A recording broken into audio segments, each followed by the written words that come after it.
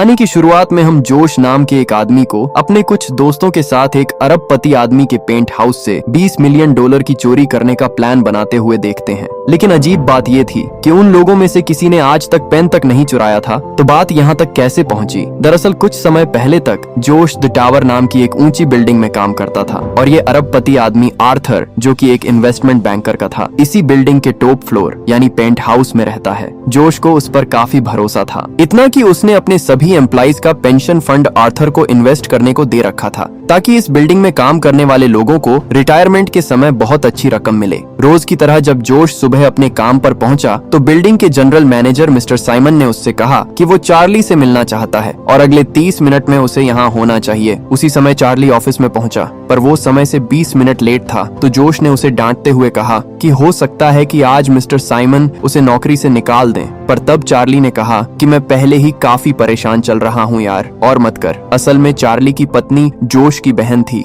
और वो जल्द ही माँ बनने वाली थी। खैर थोड़ी देर बाद मिस्टर साइमन ने जोश से कहा कि उसे मिस्टर फिज्जू नाम के एक आदमी का पेंट हाउस खाली करवाना होगा। अब जोश फिज्जू के घर पहुंचा। असल में फिज्जू ने काफी समय से ही इस पेंट हाउस का किराया नहीं दिया था। पहले तो वो काफी अमीर हुआ करता था, पर फिर उसका सारा पैसा डूब गया। जोश ने उसे जल्द से जल्द घर खाली करने को कहा, पर जब फिज्जू ने उससे थोड़े और समय की मोहलत मांगी तो जोश को उस पर दया आ गई और वो मान गया। खैर शाम को जब जोश घर लौट रहा था तो बिल्डिंग के डोरमैन लेस्टर ने उसे बताया कि वो अगले साल रिटायर होने वाला है, क्योंकि उसने अपना सारा पैसा बहुत बढ़िया तरीके से इन्वेस्ट कर दिया है। उसके बाद जोश और लेस्टर ने देखा कि बिल्डिंग के बाहर एक गाड़ी पिछले 2 दिन से खड़ी थी। तभी अचानक उसके आसपास से कई आदमी निकले और जोश को लगा कि बिल्डिंग में चोरी होने वाली है। इसीलिए उसने लेस्टर को तुरंत दरवाजा बंद करने को कहा। फिर वो फटाफट अंदर गया और सबके सामने कोड ब्लैक चिल्लाने लगा। उन्होंने सीसीटीवी में देखा तो उन्हें वो आदमी कहीं दिखाई नहीं दिए, मगर जल्द ही उन्हें खबर मिली कि उन लोगों ने आर्थर को अगवा कर लिया है। अब जोश आर्थर को बचाने के लिए बहुत तेजी से उनके पीछे दौड़ा, पर तभी अचानक एक औरत ने उस पर जोरदार वार करके उसे गिरा दिया और उसी पल वो ट्रक सड़क पर पलट गया। जोश ने सबको समझाने की कोशिश की कि आर्थर बेगुनाह है और ये लोग उसे अगवा करके ले जा रहे हैं, मगर तब उस औरत ने बताया कि उसका नाम एजेंट क्लेयर डेनिम है और आर्थर पुलिस से भागने की कोशिश कर रहा था। तब ये खुलासा होता है कि आर्थर ने करोड़ों का घोटाला किया था, जिस वजह से उसकी सारी संपत्ति फ्रीज करने के ऑर्डर्स दिए गए थे। आखिरकार जब जोश वापस बिल्डिंग में पहुंचा तो उसने अपने स्टाफ को बताया कि कई साल से आर्थर सबकी पेंशन का पैसा इन्वेस्ट कर रहा था ताकि उन सबको फायदा हो सके। मगर अब इस घोटाले की खबर सुनकर सब बहुत गुस्से में आ गए, क्योंकि उनका सारा पैसा डूब चुका था। कुछ देर बाद ये खबर आई कि आर्थर को $10 मिलियन देने के बाद बेल मिल गई थी, पर उसे अपने पेंट हाउस में कैद होकर रहना होगा और वो FBI की इजाजत के बिना कहीं नहीं जा सकता। फिर एजेंट क्लेयर ने ऐलान किया कि ये पेंट हाउस अब किसी हाई सिक्योरिटी जेल से कम नहीं है। फिर उसने वहाँ मौजूद एक खास गाड़ी के बारे में आर्थर से पूछा तो उसने कहा कि ये 1963 की फरारी 250 GT है, जो उससे पहले स्टीव मैकवीन के पास थी। आर्थर ने कहा कि उसने ये गाड़ी $1 मिलियन में खरीदी थी और आज इसकी कीमत $10 मिलियन से भी ज्यादा है। खैर जाने से पहले आर्थर ने जोश से खाना यहीं भिजवाने को कहा, क्योंकि अब वो इस घर में कैद हो चुका था। खैर बाद में जोश ने क्लेयर से पूछा कि क्या आर्थर सच में बेगुनाह है और उन सबको उनका पैसा वापस कैसे मिलेगा। तो क्लेयर ने कहा कि अच्छा यही होगा कि तुम सबको कह दो कि आर्थर सच में गुनहगार है। बाद में जब जोश घर लौट रहा था तो उसने देखा कि कुछ पुलिस वाले उसके बचपन के दोस्त स्लाइड को पकड़कर ले जा रहे थे, लेकिन स्लाइड बहुत टाइम से उल्टे फुल्टे काम कर रहा था, तो जोश ने ज्यादा ध्यान नहीं दिया। फिर बाद में हम देखते हैं कि लेस्टर खड़ा होकर ट्रेन की पटरियों की ओर बढ़ रहा था। इसके कुछ घंटों बाद जोश को एक फोन आया और वो सीधा हॉस्पिटल पहुंचा। वहां चार्ली ने बताया कि लेस्टर ट्रेन के आगे आने ही वाला था, लेकिन फिर एंड वक्त पर एक पुलिस वाले ने उसे पीछे खींचकर उसकी जान बचाई। जब जोश लेस्टर से मिला तो उसने बताया कि उसने कुछ महीने पहले अपनी जिंदगी की पूरी जमा पूंजी यानी $73,000 आर्थर को इन्वेस्ट करने के लिए दिए थे, मगर उसका सब कुछ लुट गया। अब जोश आर्थर से मिलने सीधा पेंट हाउस की ओर निकल गया, पर चार्ली ने उसे समझाया कि अभी वो ऊपर नहीं जा सकता। उसी समय फिज्जू वहां आया और उसने बताया कि उसे जेल होने वाली है और उसकी पत्नी उसके बच्चों को लेकर जा चुकी है। तब जोश को याद आया कि फिज्जू भी स्टॉक मार्केट में काम करता था, तो जोश ने फिज्जू से पूछा कि आर्थर को कब का पता चल गया होगा कि उसका सारा पैसा डूब चुका है। इस पर फिज्जू ने कहा कि उसे लगभग 1 साल पहले पता चल गया होगा। तब जोश ने उससे पूछा कि आर्थर ने लेस्टर से 2 महीने पहले $73,000 क्यों लिए। फिर तो फिज्जू ने कहा कि अपनी ऐश की जिंदगी जीते रहने के लिए किया होगा। आखिरकार चार्ली ने जोश को ऊपर जाने की इजाजत दे दी और फिर उन्होंने एफबीआई से कहा कि जोश ब्रेकफास्ट का ऑर्डर लेने आया है। इसके बाद जोश ने सीधा आर्थर से पूछा कि उसने लेस्टर से पैसे क्यों लिए, तो आर्थर ने कहा कि उसने लेस्टर के पैसे इन्वेस्ट करके उस पर एहसान किया था। तब चार्ली ने उसे बताया कि कल रात लेस्टर एक ट्रेन के सामने कूद गया। फिर जोश ने एक गोल्फ क्लब उठाया और आर्थर की बेशकीमती फरारी की ओर बढ़ने लगा। आर्थर ने घबराकर कहा कि उसे ऐसी गलती नहीं करनी चाहिए जिसकी भरपाई वो ना कर सके, पर जोश ने उससे पूछा कि तुम्हें कोई फर्क भी पड़ता है। आर्थर ने कहा बिल्कुल पड़ता है और इस वक्त मुझे बिल्कुल अच्छा नहीं लग रहा, घंटा बुरा लग रहा है। तूने ये भी नहीं पूछा कि लेस्टर जिंदा है या मर गया। ये कहते ही जोश ने गोल्फ क्लब से फरारी का शीशा चकनाचूर कर दिया। बाद में मिस्टर साइमन ने उन्हें अपने ऑफिस में बुलाया और कहा कि उसे फर्क नहीं पड़ता कि आर्थर ने कितना पैसा चुराया है, लेकिन जोश और उसके साथियों ने जो किया वो हरगिज ठीक नहीं था। इसलिए साइमन ने उन सबको नौकरी से निकाल दिया। जाने से पहले जोश ने मिस लवेंका को उसके लो एग्जाम के लिए ऑल द बेस्ट कहा और फिर बाकी स्टाफ को अलविदा कहकर वहाँ से चला गया। फिर उस रात जोश क्लेयर से एक क्लब में मिला। उसने क्लेयर से कहा कि वो अपने स्टाफ को उनकी मेहनत का पैसा वापस दिलाना चाहता है। अब जैसे ही जॉर्ज जाने लगा तो क्लेयर ने उससे पूछा कि क्या वो शराब पीने चलेगा। इसके थोड़ी देर बाद हम देखते हैं कि वो दोनों नशे में धुत हो चुके थे। तब क्लेयर ने कहा कि उसे ये कहना तो नहीं चाहिए, पर आर्थर ने अपनी संपत्ति में से 20 मिलियन डॉलर कहीं छुपा रखे हैं, मगर एफबीआई अब तक उन्हें ढूंढ नहीं सकी। ये सुनते ही जोश के होश उड़ गए और फिर क्लेयर के जाने के बाद उसका दिमाग तेजी से दौड़ने लगा। फिर अगले दिन वो टावर में अपने पुराने ऑफिस से अपनी एक नोटबुक लेने गया। फिर उसने कुछ तिजोरियां देखी और अंत में एनरिके, चार्ली और फिज्जू को इकट्ठा करके अपने घर ले आया। असल में जोश के दिमाग में एक खुराफाती प्लान था। जोश ने उन्हें बताया कि आर्थर ने कुछ समय पहले अपने पेंट हाउस में कुछ मरम्मत का काम करवाया था और जोश को यकीन था कि हो ना हो उसने 20 मिलियन डॉलर वहीं छुपाए थे। एफबीआई भी इस तिजोरी को नहीं ढूंढ पाई क्योंकि शायद ये तिजोरी घर की किसी दीवार में छुपी हुई है। अब जॉर्ज का प्लान था कि वो पेंट हाउस से इस तिजोरी को चोरी करेंगे और इसके लिए उसे चार्ली, एनरिके और फिज्जू की मदद चाहिए थी। एनरिके और फिज्जू तो तुरंत राजी हो गए, पर चार्ली उठकर जाने लगा। उसने कहा उनमें से किसी को भी चोरी करनी नहीं आती। वो सब इतने शरीफ थे कि उन्होंने जिंदगी में कभी मक्खी तक नहीं मारी, तो 20 मिलियन डॉलर की चोरी कैसे करेंगे। तब जोश ने कहा कि वो एक ऐसे आदमी को जानता है जो इस मिशन को अंजाम देने में उनकी मदद कर सकता है। इसके बाद हम देखते हैं कि स्लाइड जेल में बंद था जब एक पुलिस वाले ने उसे आकर बताया कि किसी ने उसकी बेल करवा दी है। जब स्लाइड पुलिस स्टेशन से बाहर निकला तो जोश उसके सामने खड़ा था और उसने कहा कि उसे स्लाइड की मदद चाहिए। जोश ने उसे अपनी गाड़ी में बैठाया और इधर उधर की बातें करने लगा, पर स्लाइड को बहुत गुस्सा आ गया और उसने गाड़ी की स्पीड बहुत तेज करके पूछा कि आखिर तुझे चाहिए क्या। तब जोश ने गाड़ी रोककर उसे आर्थर के 20 मिलियन डॉलर चुराने के मिशन के बारे में बताया। जल्द ही वो स्लाइड को अपनी टीम से मिलाने पहुंचा। जोश ने सबको बताया कि स्लाइड कई बार जेल की हवा खा चुका है, इसीलिए वो हमारी मदद जरूर कर सकता है। मगर जब स्लाइड को पता चला कि उनमें से कभी किसी ने चोरी नहीं की तो उसने उनका साथ देने से इनकार कर दिया। उसने कहा कि चोरी के दौरान चीजें कॉम्प्लिकेट हो सकती हैं, जिनसे निकलना नौसिखियों के बस की बात नहीं है। जोश ने कहा कि स्लाइड से सीखने के लिए ही उन्होंने उसे अपनी टीम में शामिल किया है, पर जोश कहने लगा तो सर सिखाओ ना, आप हमें एक्सपर्ट बना दो अपनी तरह। तब स्लाइड ने उन सबको मोल से एक एक चीज चुरा कर लाने को कहा। अगर उन सब ने ये टास्क पूरा किया तो उनके मिशन में वो उनका साथ देगा। थोड़ा डरते डराते तीनों ने ये टास्क पूरा किया और वो सब जॉर्ज के घर पर इकट्ठा हुए, जहां उन्होंने आगे का प्लान बनाया। फिर जोश ने बताया कि वो टावर के कैमरा और सिक्योरिटी गार्ड से बचते हुए कैसे अंदर जाएंगे, और वो पेंट हाउस में घुसने की प्लानिंग कर ही रहे थे कि अचानक एजेंट क्लेयर ने जोश के घर का दरवाजा खटखटाया और सब फटाफट इधर उधर छिप गए। बाद में क्लेयर ने जोश को बताया कि अगले हफ्ते आर्थर को बेगुनाह करार देकर बरी कर दिया जाएगा। साथ ही आर्थर ने फरारी का शीशा तोड़ने के लिए जोश पर केस करने का फैसला कर लिया था, लेकिन अगर जोश उससे माफी मांग ले तो वो ऐसा नहीं करेगा।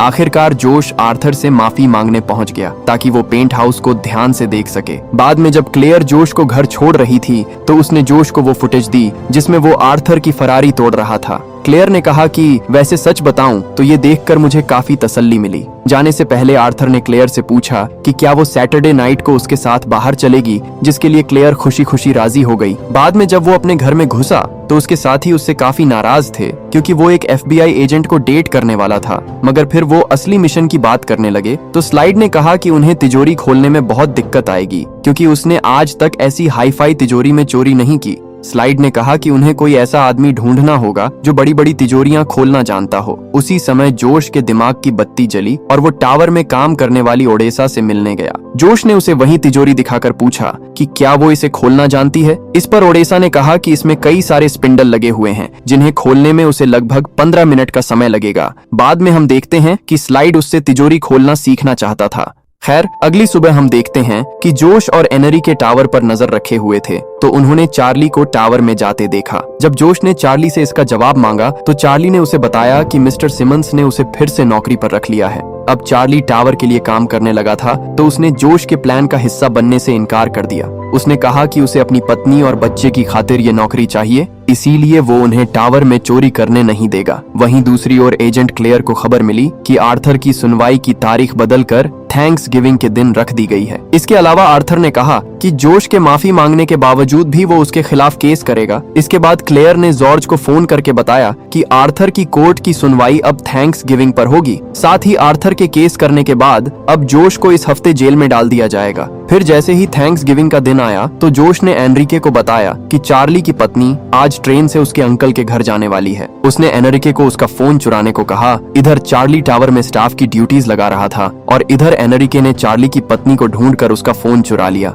वहीं दूसरी ओर हम देखते हैं कि आर्थर को उसके पेंट हाउस से निकालकर कोर्ट ले जाया जा रहा था। कुछ ही देर में एनरिके फोन के साथ वापस आया और तभी अचानक जोश ने देखा कि स्लाइड सूट बूट पहनकर टावर की ओर जा रहा था। फिज्जू ने कहा कि ये तो प्लान का हिस्सा था ही नहीं, तो जोश ने कहा कि स्लाइड उन्हें धोखा देकर अकेले सारा पैसा चुराना चाहता है। उधर टावर में चार्ली को अचानक उसकी पत्नी का मैसेज आया कि उसका बच्चा कुछ ही पलों में पैदा होने वाला है, तो वो उसी पल हड़बड़ी में वहां से भाग निकला। उसके जाते ही जोश और उसके साथी काम पर लग गए। कुछ ही पलों में वो चुपके से टावर के अंदर घुस चुके थे। तभी हम देखते हैं कि स्लाइड सूट बूट पहनकर मिस्टर सिमंस के ऑफिस में बैठा था। उसने झूठ कहा कि वो बैंक की तरफ से फिट्स के अपार्टमेंट की मरम्मत का काम देखने आया है। इसी दौरान ओडेसा एक बर्थडे केक ले आई और सारा स्टाफ किसी का जन्मदिन मनाने में लग गया। तब जोश और उसके साथियों ने सिमंस को स्लाइड के साथ लिफ्ट में जाते देखा तो वो तीनों सीढ़ियों से ऊपर दौड़े। जैसे ही स्लाइड फिज्जू के अपार्टमेंट में पहुंचा तो अचानक उसने मिस्टर सिमंस को एक अलमारी में बंद कर दिया। इधर हम देखते हैं कि ओडेसा पेंट हाउस के बाहर मौजूद FBI एजेंट के लिए केक लेकर पहुंच गई, पर उसे चॉकलेट से एलर्जी थी तो ओडेसा ने उस पर हमला करके उसे बेहोश कर दिया। उधर स्लाइड लिफ्ट में घुसा तो जोश और उसके साथियों ने लिफ्ट बंद कर दी, जिसके बाद उसने लिफ्ट की छत खोलकर ऊपर चढ़ना शुरू कर दिया। वहीं हम देखते हैं कि जोश और उसकी टीम पहले ही पेंट हाउस में पहुंच चुकी थी और उन्होंने सभी CCTV कैमरा ब्लॉक कर दिए थे। इसके बाद वो जल्दी से उस तिजोरी को ढूंढने में लग गए। कुछ ही पलों में जोश को एक दीवार मिली जो अंदर से खोखली थी और वो खुश होकर तुरंत उसे तोड़ने लगा, मगर जल्द ही स्लाइड ने पीछे से आकर उस पर बंदूक तान दी। लेकिन उसी पल ओडेसा ने स्लाइड के सर पर बंदूक रख दी। तभी मौके का फायदा उठाकर फिज्जू ने स्टाइल की बंदूक छीन ली। फिर स्लाइड को बंदी बनाने के बाद ओडेसा तिजोरी खोलने में जुट गई। वहीं दूसरी ओर हम देखते हैं कि जब एजेंट क्लेयर आर्थर को लेकर कोर्ट पहुंची तो उन्हें बताया गया कि आज कोर्ट बंद है और जज भी छुट्टी पर है। क्लेयर को एहसास हो गया कि जरूर कोई ना कोई गड़बड़ है, इसीलिए वो तुरंत आर्थर को लेकर वापस टावर की ओर निकल पड़ी। इधर टावर में चार्ली भी वापस आ गया था, क्योंकि पहले उसे गलत खबर देकर गुमराह किया गया था। उसकी पत्नी हॉस्पिटल में थी ही नहीं। चार्ली ने तुरंत सिक्योरिटी रूम में जाकर पूछा कि कहीं जोश तो अंदर नहीं आया, पर वहां किसी ने भी जोश को नहीं देखा था। उधर पेंट हाउस में आखिरकार ओडेसा तिजोरी खोलने में कामयाब रही, लेकिन उसके खुलते ही उनके पैरों तले जमीन खिसक गई। असल में वो तिजोरी एकदम खाली थी और ये खाली तिजोरी देखते ही स्लाइड ने कहा कि मैं तो जा रहा हूँ यहाँ से। अचानक उसने फिज्जू से अपनी बंदूक वापस छीनने की कोशिश की, मगर इस हाथापाई में गोली चल गई जो सीधा फरारी को जा लगी। तभी जोश की नजर गाड़ी पर पड़ी और उसने गाड़ी का पेंट कुरेद कर देखा तो उसके होश उड़ गए।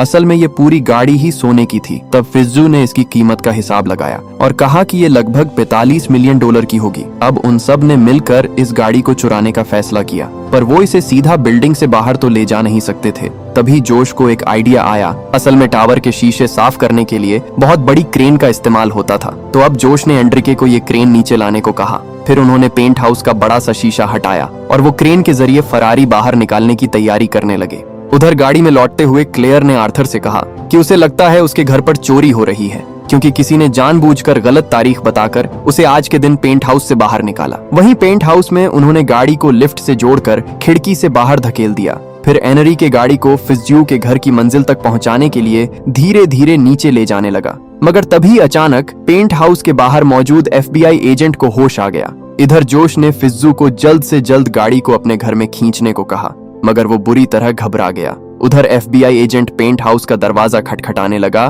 तो जोश और स्लाइड जल्दबाजी में क्रेन की रस्सी पर चढ़ गए और धीरे धीरे नीचे आने लगे। जैसे ही फिट्जू ने गाड़ी को पकड़कर अंदर खींचने की कोशिश की तो अचानक वो खुद ही फिसलकर गाड़ी के साथ हवा में लटक गया। आखिरकार जोश और स्लाइड नीचे उतरकर उसके अपार्टमेंट में घुसे। तभी अचानक फिट्जू का हाथ छूट गया और वो नीचे गिरकर मरने ही वाला था कि एंड वक्त पर जोश ने उसका हाथ पकड़कर उसकी जान बचा ली। इसके बाद हम देखते हैं कि एजेंट्स की गाड़ी एक जगह ट्रैफिक में फंस गई थी तो एक पुलिस वाले ने उनसे कहा कि उन्हें पार्क के ऊपर से घूमकर जाना होगा। उधर जोश और स्लाइड ने गाड़ी को हुक करके अंदर खींच लिया। तभी हम देखते हैं कि चार्ली वहां आ गया, जो जोश पर बहुत गुस्सा था क्योंकि जोश सिर्फ वो गाड़ी चुराने के चक्कर में अपनी जिंदगी दांव पर लगा रहा था। पर जब जोश ने खुलासा किया कि वो पूरी गाड़ी सोने से बनी हुई है और उसकी कीमत $45 मिलियन है तो चार्ली भी उनके प्लान में शामिल होने को राजी हो गया। अब उन्होंने सोचा कि वो इस गाड़ी को लिफ्ट से कैसे ले जाएं। तब एनरिके ने लिफ्ट को उनके ठीक नीचे वाले फ्लोर पर रोक दिया।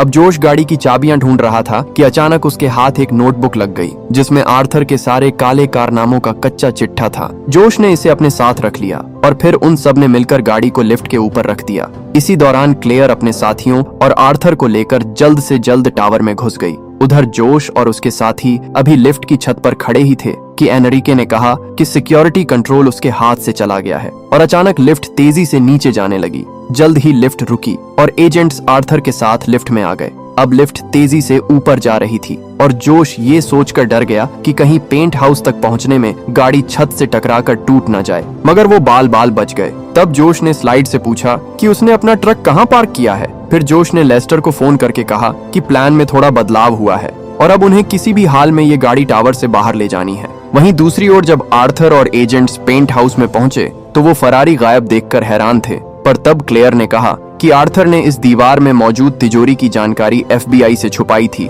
यानी अब उसकी बेल खत्म हुई और उसे पुलिस के साथ पुलिस स्टेशन चलना होगा। फिर जल्द ही क्लेयर ने सिक्योरिटी रूम में जाकर देखा कि एक ट्रक तेजी से टावर से बाहर जा रहा था तो वो समझ गई कि फरारी इसी ट्रक में है। इधर लेस्टर भीड़ को चीरते हुए ट्रक भगा रहा था तो जल्द ही एजेंट्स भी उसके पीछे पड़ गए, मगर जैसे ही वो एक गली में मुड़ा तो अचानक पुलिस ने उसे चारों ओर से घेर लिया। अब जैसे ही उन्होंने ट्रक खोला तो वो एकदम खाली था। तब क्लेयर ने लेस्टर से पूछा कि उसके बाकी साथी कहाँ हैं, पर लेस्टर कहने लगा कि कौन साथी किसके साथी, मैं तो ऐसे ही निकला था गाड़ी भगाने, बस किस बारे में बात चल रही है। खैर कुछ ही समय में FBI ने गाड़ी चुराने के शक में जोश और उसकी टीम को गिरफ्तार कर लिया। अब पुलिस उन सबको आर्थर के साथ एक ही ट्रक में पुलिस स्टेशन ले जा रही थी। आर्थर ने जोश और उसके साथियों से कहा कि वो तो कुछ ही दिनों में अपने पेंट हाउस में वापस चला जाएगा, मगर उन सबको सालों साल तक जेल में सड़ना पड़ेगा। इस पर जोश ने कहा कि वो सब तो कुछ साल के लिए जेल जाएंगे, पर आर्थर को पूरी उम्र के लिए जेल में चक्की भी पीसनी पड़ेगी। तब जोश ने खुलासा किया